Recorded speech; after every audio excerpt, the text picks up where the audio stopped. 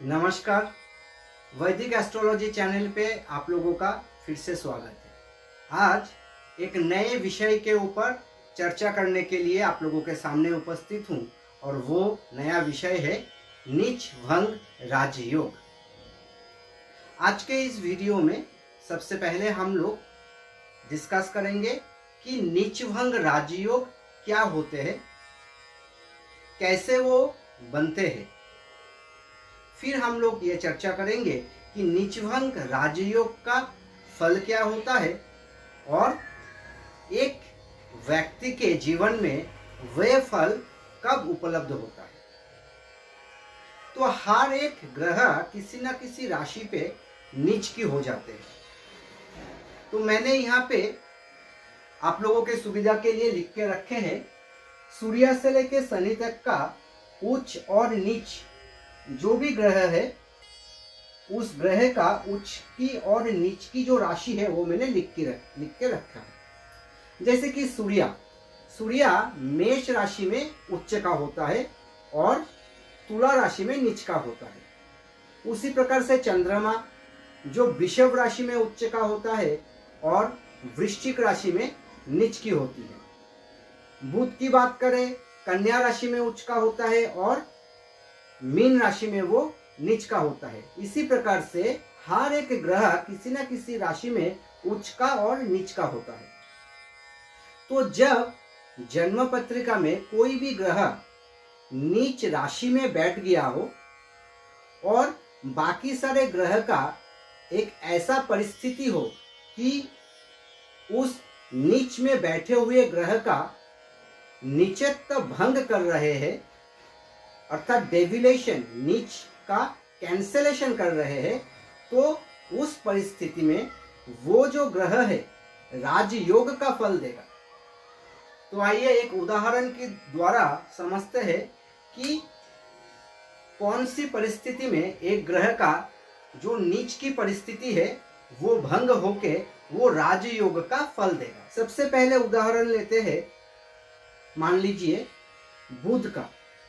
बुध एक intellectual planet है। अगर बुध नीच का हो जाते हैं तो जीवन में काफ़ी सारे दिक्कतें आ जाते हैं, एजुकेशन में, कम्युनिकेशन पे,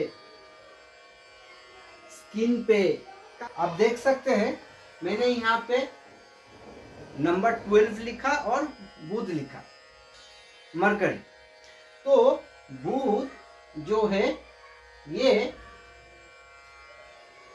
मीन राशि में क्या होते हैं, नीच की होती है। तो सबसे पहला सूत्र क्या है कि अगर ये जो साइन है बुध, अगर ये लग्न से या तो चंद्र से केंद्र में आ जाए। देखिए ये बुध जो है ये केंद्र में है, क्योंकि ये जो घर है ये 4 घर को हम लोग केंद्र बताते हैं। तो अगर कोई भी नीच ग्रह हो, अगर वो केंद्र में आ जाए, किससे केंद्र में आ जाए, लग्न से या तो चंद्रमा से। अब चंद्रमा मान लीजिए कि यहां पे बैठा हुआ है,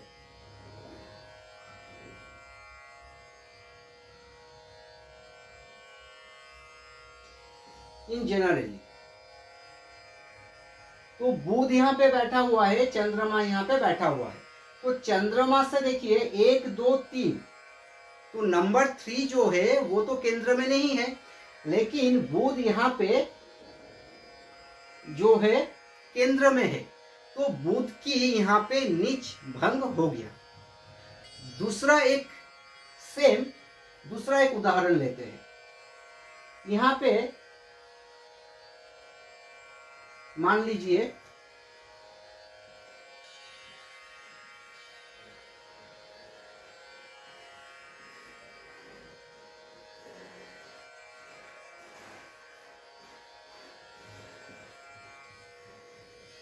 तो ये दूसरा उदाहरण देखिए।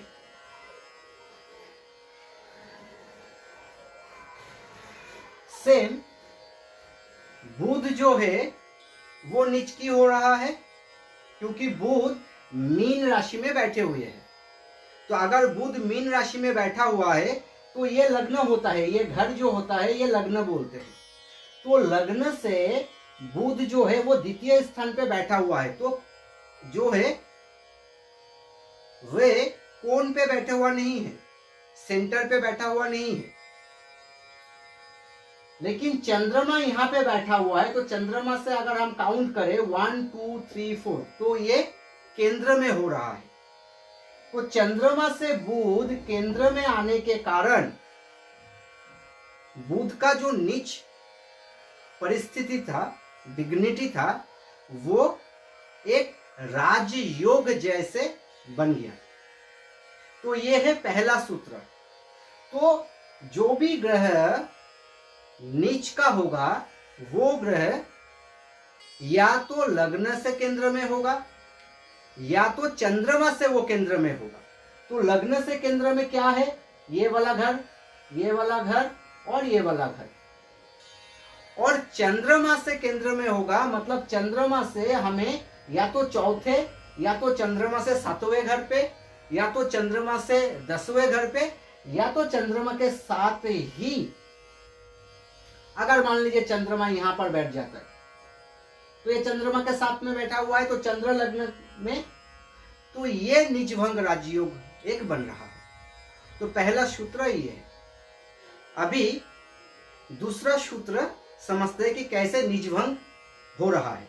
दूसरे सूत्र क्या कह रहे हैं कि अगर जो ग्रह नीच की अवस्था में है, उस ग्रह का जो उच्च का राशि है वो अगर केंद्र में आ जाए, तो ये भी एक नीच भंग राजयोग कहलाते हैं। इसका अर्थ क्या हुआ, मान लीजिए मंगल का उदाहरण लेते हैं। मान लीजिए मंगल बैठा हुआ है कर्क राशि में नीच का, लेकिन मंगल जिस राशि में उच्च होता है वो भी केंद्र में बैठा हुआ है लग्न से। तो लग्न से केंद्र में ये उच्च का राशि बैठे होने के कारण मंगल की जो नीचता है वो भंग हो गया। अब मान लीजिए मंगल यहां पे नहीं होके मंगल यहां पे हो जाए, तो उच्च का राशि यहां पे होगा,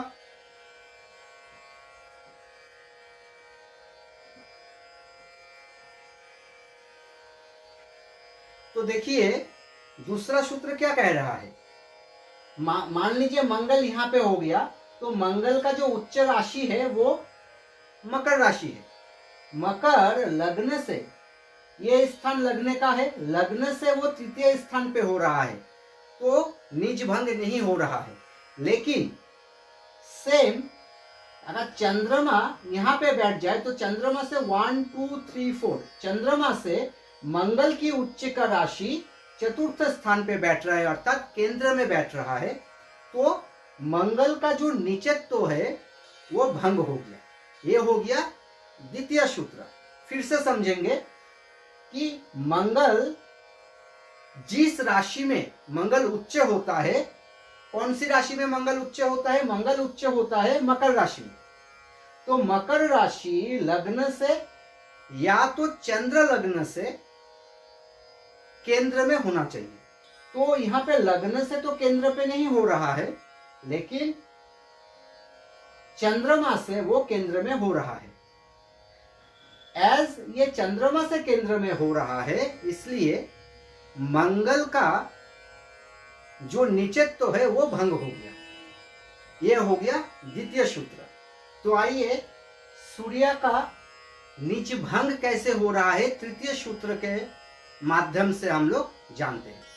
सूर्य मान लीजिए किसी की भी जन्म पत्रिका में नीच का बैठा हुआ है, लेकिन जिस राशि में सूर्य नीच का होता है वो होता है तुला राशि में।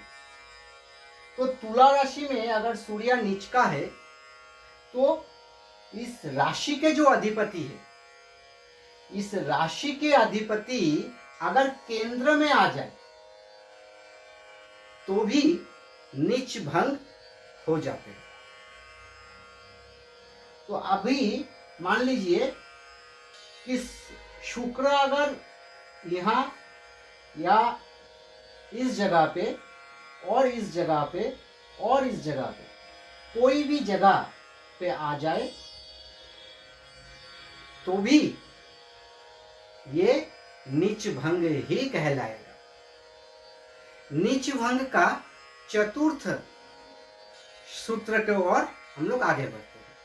चतुर्थ सूत्र ये कहता है कि अगर कोई भी ग्रह नीच की हो और उसके जो अधिपति है, जिस राशि में वो ग्रह नीच की हो रहे हैं, उसके अधिपति अगर दृष्टि दे दे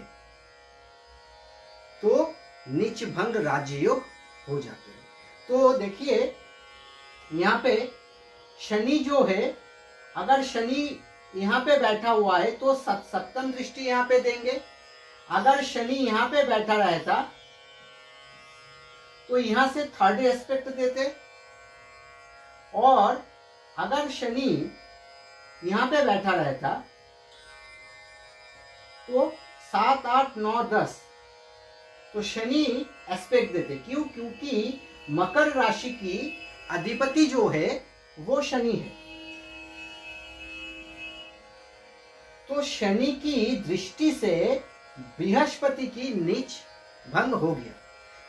तो आइए पांचवा सूत्र के ओर हम लोग आगे बढ़ते हैं। देखिए, ग्रह जिस राशि में नीच होता है उसका जो अधिपति है, अब उदाहरण के तौर पे बुध जो है मीन राशि पे नीच का हो रहा है। अब मीन राशि का अधिपति कौन है? मीन राशि का अधिपति जो है वो बृहस्पति है। अभी बृहस्पति पहले सूत्र के हिसाब से अगर आप देखें, ना तो बृहस्पति केंद्र में है, क्योंकि देखिए ये त्रिकोण पे है, पांचवा घर पे, और चंद्रमा से भी ये दूसरा घर पे है। तो बृहस्पति ना तो लग्न से केंद्र में है, ना तो चंद्रमा से केंद्र में है, तो ये निजभंग नहीं हो रहा है। लेकिन सूत्र का मजा यही पे है कि बृहस्पति जिस राशि पे उच्च का होता है, अर्थात बृहस्पति कौन सी राशि पे उच्च का होता है? बृहस्पति कर्क राशि में उच्च का होता है। तो ग्रह नीच की ग्रह का जो उच्च की राशि है, फिर से बता रहा हूं, थोड़ा पेचीदा है लेकिन आसान तरीके से मैं समझने का कोशिश कर रहा हूं। कोई भी ग्रह उस जो नीच राशि में बैठे हुए है उसका जो अधिपति है, अब बुध का नीच की राशि है मीन, मीन की जो अधिपति है वो बृहस्पति है। अब बृहस्पति का जो उच्च का राशि है वो है कर्क राशि। इस कर्क राशि का जो अधिपति होगा, ये अधिपति अगर केंद्र में बैठ जाए लग्न से, अर्थात अगर चंद्रमा यहाँ पे यहाँ पे यहाँ पे या तो यहाँ पे बैठ जाए तो ये भी नीच भंग राजयोग हो रहा है। तो ये जो 5 सूत्र मैंने बताया, तो कोई भी ग्रह का नीच अवस्था कैसे भंग होता है और उससे जो योग बनता है उसे नीच भंग राजयोग कहते हैं, ये हमने जान लिया। जिस व्यक्ति के जन्म पत्रिका में ये नीच भंग राजयोग बन रहा है उसका फल क्या होगा? शास्त्र में कहा गया है, राजा भवेत् धार्मिक चक्रवर्ती, स राजा भवेत् धार्मिक चक्रवर्ती, अर्थात वो व्यक्ति धार्मिक होगा, चक्रवर्ती राजा के जैसे उनका नाम और यश और धन वो वृद्धि होगा। कब? जब उस ग्रह का दशा अंतरदशा और जिस ग्रह से नीच भंग हो रहा है उस ग्रह का अंतरदशा आएगा। उस समय पे वे व्यक्ति राजा जैसा नाम, यश और धन की स्वामी होंगे। उम्मीद है इस विषय में जो चर्चा हमने किया आप लोगों को अच्छा लगा। और एक लाइक के द्वारा और सब्सक्राइब के द्वारा हमारे साथ बने रहिए। आप लोग खुश रहिए और स्वस्थ रहिए। नमस्कार।